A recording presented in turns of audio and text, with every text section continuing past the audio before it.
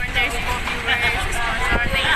Sana po supportan mo ninyo si Kuya Potpot Vlogs. Yun, maraming salamat. Thank you.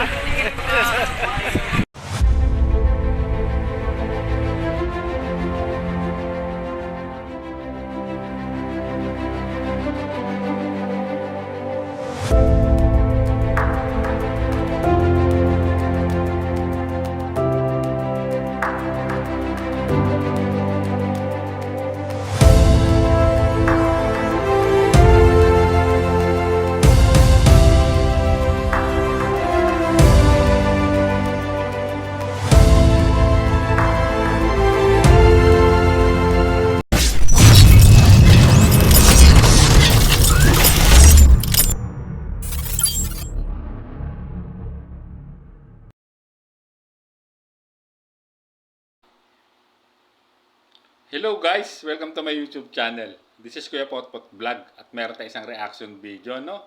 Ito po yung yung nakita nyo sa screen, no? Siya pala, yung taong nagkakalat, no? ng issue labang kay Kalingap Edu. So ayan, bago tayo magsimula ay mag-shoutout po muna tayo. May galap shoutout po sa ama ng Kalingap na si Kuya Bal Santos Matubang, Ate Edna Vlogs, Kalingap Rob, 10 ng kanyang mga kasamahan. At siyempre may galap shoutout po sa lahat po ng sumusuporta sa buong team Kalingap. Isang mapagpalang umaga po, tanghali o gabi mga Kalingap, saan man kayong sulok na mundo naroroon, naway lagi po kayong gabayan ng ating poong may kapal. Ayan guys, no? At ayan guys, ang topic natin ngayon itong di umano na nagpapanggap na EDSA supporters, no? At yung pala ay basher po ni Kalingap Edu, no? Ito pala ang dahilan, no? Isa sa mga dahilan, no? Ito pala ang isa sa mga nagkakalat ng issue labang kay Kalingap Edu, no? Ayan po ang nakita niyo sa screen, yan po ang pangalan niya ay Leslie Nobleza. At guys, may mga nakuha kong mga screenshot na convo, no, doon sa mga taong kanyang hinihikayat para at sinisiraan si Kalingap Edu, kinakaibigan niya yung mga ibang EDSA supporters, no, na nakikilala niya sa GC ng EDSA, no, or individual man niya naging friend sa Messenger, ay ito kanyang binibrainwash, no, di umano nitong babaeng to na si Leslie Nobleza, ang kanilang kaisipan ng mga EDSA supporters, no, para magalit kay Kalingap Edu, no. Nagtataka ako po kung bakit anong dahilan ng ni Leslie Nobleza, no, para gawin ito at bakit gitil na gitil siya kay Kalingap Edu, but gigil na gigil siya, nag-post pa siya na andyan sa thumbnail ko, no, na pinapasaringan niya po ang si Kalingap Edu. At di umano pa rin, no, na talagang nasa GC ata to ng EDSA supporters group, no, na nagkakalat di umano ng mga fake news, no, labang kay Kalingap Edu. At minabalitaan din ako, no, may nagkapagsabi din sa atin, although hindi pa natin nako-confirm, na even di umano Mama ni Beyonce ay kanyang chinachat, grabe, at talagang sinisiraan si Kalingap Edu, no, grabe. At hindi ko alam kung ano ang nakain itong babaeng to ni Leslie Nobleza, kung bakit gigil na gigil sa isang Kalingap Edu, no? Parang ewan ko kung anong dahilan niya, no, kung bakit gano'n, talagang ang laki ng galit niya sa isang Kalingap Edu, at siya nagagawa niyang gumawa ng mga kwento-kwento o issue, no, na laban kay Kalingap Edu, no? At di umano ganun din, no, siya rin daw po ang isa sa mga nagpapakalat tungkol doon sa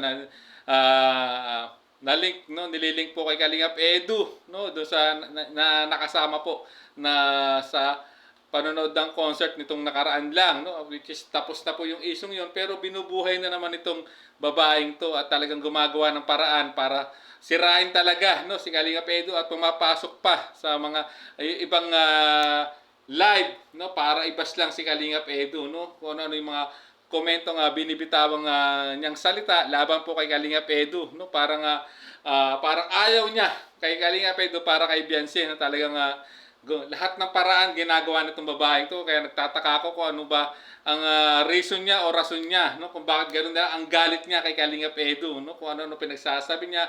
Kung mababasa niyo yung nasa thumbnail ko na post niya, ay talagang pasaring iyan kay Kalingap Edu, grabe, no.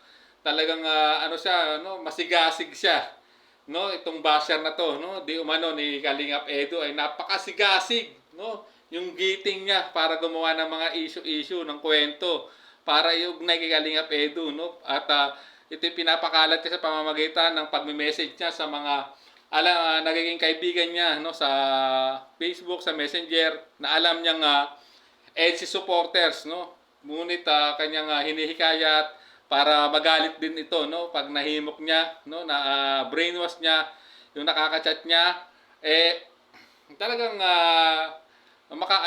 matutuwa siya at na talagang siyempre ang magkikreate yun ng pambabas po kay Kalingap Edu. So ayan, buti na lang at na may nakapagbigay sa atin, no, ng mga screenshot na convo dito, no, combo nito ni Leslie Nobleza na inihikayat di umano yung nagpasa sa akin, no, kaya nagulat siya na kung ano pinagsasabi na ganito, no, ganito si Kalingap Edu, ganyan, iba kasama, ganyan, babaero, yung mga ganun sinasabi, grabe, no, at talagang grabe yung galit niya, no, kay Kalingap Edu, kaya nagtataka ako dito sa nagpapakilalang EDSI supporters, yung pala legit na basher ni Kalingap Edu, no, at buti na lang ay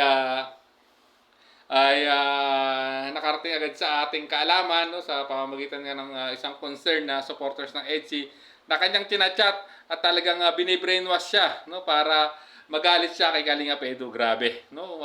Leslie Nobleza, kung galit ka sa mundo, wag mo na idamay ang EDSI, wag mo nang idamay si Kalingap Edu, no. Kung ayaw mo sa live din ng EDSI, pag next video ka na lang, no? At nandito kami mga reactor, talagang babantayan ka namin, lalong-lalo na, di ba, Bagsik, grabe ka, Leslie Nobleza, no? Hindi ko alam kung anong dahilan mo, kung bakit ginagawa mo ito labang kay Kalingap Edu, talagang gumagawa ka ng paraan, no? Talagang kinakaibigan mo pa yung mga ibang EDSI supporters, tapos kukwentuhan mo ng ano-ano labang kay Kalingap Edu. Grabe.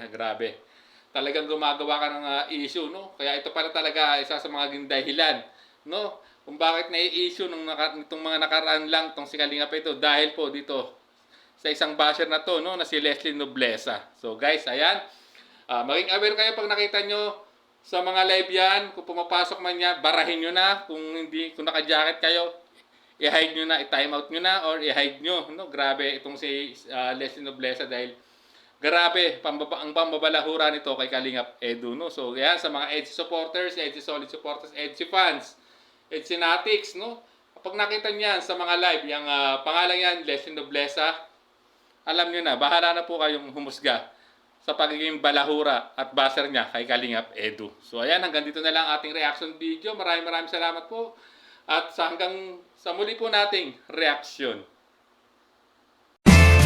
There's a vlogger named Kuya Pot, spreading good vibes, giving all he's got. With the camera in his hand, he hits the road, capture moments, sharing stories untold. Kuya Pot, he's the one we adore, bringing smiles, he's got so much more.